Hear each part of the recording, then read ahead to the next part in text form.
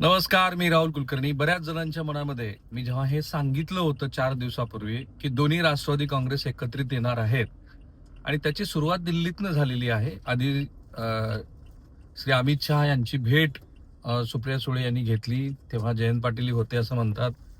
माहित नाही मला, पण सुप्रिया सुळे यांनी भेट घेतली आणि त्याचे फोटो पण आले बाहेर.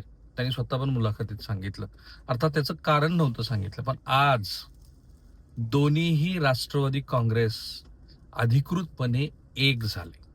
ठीक आहे, पिंपरी चिंचवडमध्येच झाले. श्री अजित पवार यांनी आत्ताच काही मिनिटापूर्वी केलेल्या भाषणामध्ये आमचे दोन्हीही राजकीय पक्ष एकत्रित येत आहेत, 1-2 दिवसामध्ये तुम्हाला जागा वाटप कळेल असं सांगितलं. म्हणजे पुण्यात विस्कटलं, पण पिंपरी चिंचवडमध्ये एक आलं. आणि पुण्यात पण त्यांच्यामध्ये मतभेद होण्याची कारणं ही अशी नाहीत की ज्या कारणामुळं काही फार काय आहे की पक्ष फुटल्यानंतर काही नवीन लोक आली. चिन्ह कोणतं घ्यायचं, का तर राष्ट्रवादी काँग्रेस दोन्ही एकच येत आहेत, तर घड्याळ चिन्हावरतीच निवडणूक लढावी असं एकूण सगळा चर्चेचा सूर होता. पण तो पुढे सरकला नाही. पण दोन्हीही राष्ट्रवादी काँग्रेस हे विधानसभा निवडणुकीनंतर ज्याची चर्चा सुरू झाली होती आणि नगरपालिका निवडणुकीनंतर त्या चर्चेला मोठं उधाण आलं, ते आज घडलं. त्यामुळे आज श्री अजित पवार काय म्हणाले ते आधी ऐका. त्याच्यावर तिथंही अडचण नाही.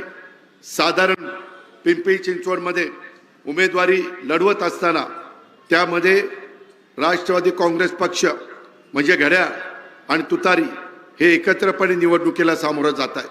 त्याच्यामुळं हा परिवार पुन्हा एकत्र येण्याचं काम होत आहे. बऱ्याच जणांच्या मनामध्ये तशा पद्धतीनं होतं. शेवटी मित्रांनो, आपण अनेक जण शेतकरी आहोत. शेतकरी तुमची माझी जात आहे. त्याच्यामुळं महाराष्ट्राच्या सर्वांगीण विकासाच्या करता काही गोष्टी कराव्या लागतात आणि तशा पद्धतीनं ह्यावेळेस ह्या सगळे नेते मंडळी बसलेली होती आणि जागांचं वाटप करत असताना काही पुढं मागं सरकून व्यवस्थित जागांचं वाटप केलेलं आहे. तुम्हाला 2 दिवसात ती माहिती मिळेल, कारण मी आत्ता बोललो आणि काही नाही झालं. बघा काय यांनी सांगितलं आणि काय झालं. त्याच्यामुळं जरा 2 दिवस कळ काढा. 2 दिवसांनी तुम्हाला काय समजायचं ते सगळं समजेल. बरं, इंटरेस्टिंगली आज मी बारामतीमध्ये होतो. इनफॅक्ट कालपासून होतो, पण काल माझा पूर्ण फोकस हा ऊसाची शेती आणि तिथला संशोधन आणि AI आर्टिफिशियल इंटेलिजन्समध्ये जे उत्तम काम बारामतीमध्ये विद्या प्रतिष्ठानचं होतं त्याच्यावरती होतं आणि त्याचा एक एपिसोड आम्ही केलाच आहे, तोही आम्ही करू. पण आज जी देहबोली होती, जो सहजपणा होता, कारण राष्ट्रवादी काँग्रेस फुटल्यानंतर जवळपास प्रत्येक त्यांचे सार्वजनिक कार्यक्रम मी अटेंड केलेत, बारामतीतले केलेत, त्यातल्या काही जणांच्या मुलाखती पण केलेल्या आहेत. तर त्यांच्या एकूण देहबोलीमध्ये आणि नात्यामध्ये पण असं दिसत होतं की एकोपा नाहीये, जे अनेक वर्षापासून त्यांचं होतं. इनफॅक्ट शरद पवारांनी विधानसभा निवडणुकीच्या प्रचारादरम्यान अजित पवारांची अक्षरशः म्हणजे त्यांच्याबद्दल मिमिक्री केल्यासारखं ते दिसलं होतं. अजित पवारांनी जाणीवपूर्वक हा प्रयत्न केला, जी चूक त्यांनी लोकसभेला केली होती ती टाळण्याचा, की काकावरती टीका केली नाही. विधानसभेत अर्थात बाकीच्या बऱ्याच फॅक्टर्स होत्या की ज्याच्यातनं त्यांना यश मिळालं. पण लोकसभेला सुनित्रा पवार विरुद्ध सुप्रिया सुळे अशी लढत झाली आणि सुनित्रा पवार यांचा दणदणीत पराभव झाला. त्यामुळे ते इतकं जसं आपण लोक असं मानतात की दोन्ही पवार एकच होतं, साफ झूट आहे. दोन्ही पवार एक नव्हते. परिस्थितीनुरूप त्यांच्यामध्ये वाद झाले होते आणि ते वाद टोकाला गेले होते.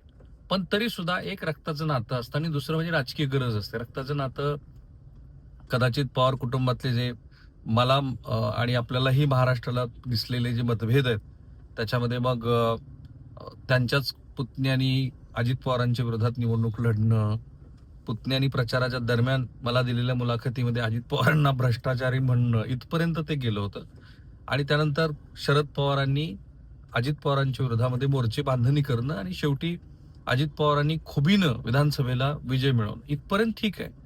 पण शेवटी ते कौटुंबिक संबंध होते. आणि एक लक्षात येतं आहे, ह्या सगळ्या प्रक्रियेदरम्यान सुद्धा अपवाद लोकसभा निवडणुकीचा, पण प्रत्येकाने आपल्या इतर सहकार्यांचे म्हणजे नातलगांचे हितसंबंध जोपासण्याचा प्रयत्न केला आहे. त्यामुळे आजची जी घोषणा झाली त्या घोषणेनं एक झालं आहे की राष्ट्रवादी काँग्रेस इथून पुढे एकत्रित येण्याची जी प्रक्रिया आहे ती अधिक गतिमान होईल आणि स्थानिक स्वराज्य संस्थांच्या निवडणुकीनंतर ते जवळपास एकच झाल्याचं जमावेल. अर्थात त्याचा अनेक जणांना फायदा आहे. एकतर खुद्द सुप्रिया सुळे यांना भविष्यातल्या बारामती लोकसभा मतदारसंघातलं आव्हान ह्याची त्यांना फारशी भीती उरणार नाही, कारण हे सोपं नाहीये त्यांच्यासाठी. पण जर अजित पवार आणि भारतीय जनता पार्टी स्वतंत्र लढत असतील तर काय आहे, पूर्वीची मांडणी काय होती, तर राष्ट्रीय पातळीवरचं राजकारण सुप्रिया सुळे यांनी बघावं आणि त्यांचे लोकसभेतली भाषणं वगैरे बघितली तर त्यांचा राष्ट्रीय आंतरराष्ट्रीय संबंधातला अभ्यास लगेच लक्षात येतो आणि राज्य पातळीवरती अजित पवारांनी पक्ष सांभाळावा.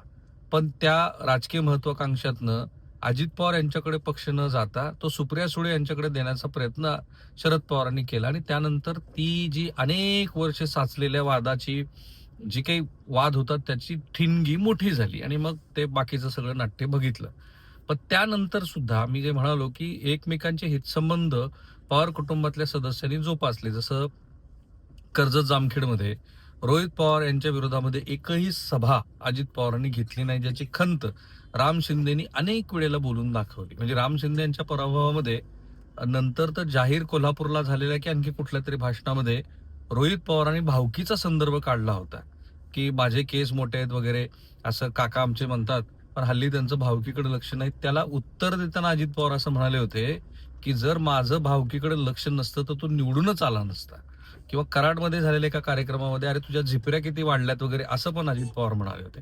हे तेव्हाच द्योतक होतं की सगळंच संपलेलं नाहीये. ठीक आहे, त्यांच्या कुटुंबातल्या महिला मंडळामध्ये काही ताणतणाव असू शकतात, वैचारिक मतभेद असू शकतात, विद्याप्रतिष्ठानच्या कारभारावरून काही मतभेद असू शकतात, पण राष्ट्रवादी काँग्रेसमध्ये शरद पवार आणि काका पुतणे एकच आहेत अशी जी चर्चा होती त्याच्यात माझ्या मते फारसं तथ्य नव्हतं. पण आता ती एक येण्याची प्रक्रिया सुरू झाली आणि आजची सगळी दृश्य जे तुम्ही बघताय, आज बारामतीमध्ये अदानी समूहाचे प्रमुख श्री गौतम अदानी यांच्या उपस्थितीमध्ये जो कार्यक्रम झाला, ज्याच्यात आर्टिफिशियल इंटेलिजन्सचं जे त्यांनी एक एज्युकेशनल इन्स्टिट्यूट ज्याच्यामध्ये 11 वेगवेगळ्या प्रकारच्या लॅब्स आहेत त्याचं लोकार्पण झालं, ज्याला अदानी समूहानं 25 कोटी रुपये दिलेले आहेत. त्या डायसवरतीच मला दिसत होतं आणि मी ते माझ्या सकाळच्या लाईव्ह मध्ये पण सांगितलं की तो जो एक बॉडी लँग्वेज आणि एकूणच सगळा ताणतणावाचा भाग होता तो संपूर्ण संपलेला आहे. याचा अर्थ असा की बऱ्याच गोष्टी पडद्याआड घडल्या.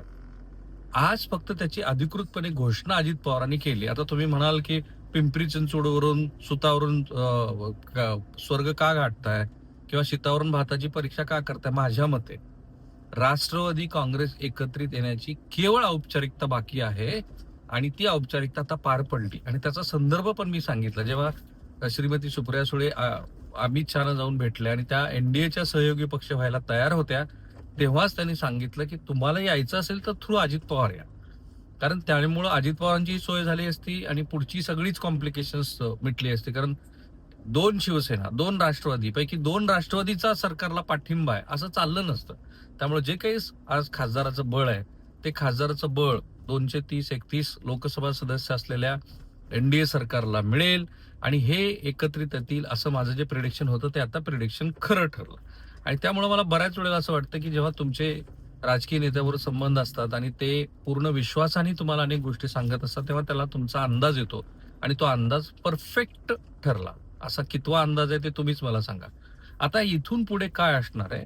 एकतर राजकारणाची गरज, कौटुंबिक गरज, वैयक्तिक गरज. राजकारणाची गरज अशी आहे की अजित पवारांना याची जाणीव झाली असेल की भारतीय जनता पार्टीची मतं किंवा शिवसेनेची मतं काही त्यांच्या पक्षाला मिळणार नाहीत. उलट पक्षी शिवसेनेपेक्षा आज जरी श्री देवेंद्र फडणवीस आणि श्री अजित पवार यांच्यामध्ये खूप चांगला सौहार्द असला तरी सुद्धा भारतीय जनता पार्टीचा प्रत्येक नेता पार्टी फर्स्ट अशा पद्धतीने वागत असतो आणि त्यामुळं राष्ट्रवादी काँग्रेसला पश्चिम महाराष्ट्रात का आज पुण्यासारख्या जिल्ह्यामध्ये राष्ट्रवादी काँग्रेसनं यश मिळवलं नगरपालिकेत, पण तेवढंच यश भारतीय जनता पार्टीने मिळवलंय.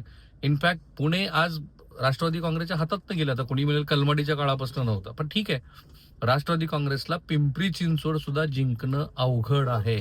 त्यामुळे ती राजकीय गरज म्हणून का असेना पण दोन्ही राष्ट्रवादी काँग्रेस एकत्रित आले. त्यात शहाणपणा होता, कारण हळूहळू हे जे प्रादेशिक पक्ष आहेत त्या प्रादेशिक पक्षाला संपवण्याचीच कोणत्याही राष्ट्रीय पक्षाची रणनीती असते आणि भाजप तर त्याबद्दल काकणभर पुढे आहे सगळ्यांच्या.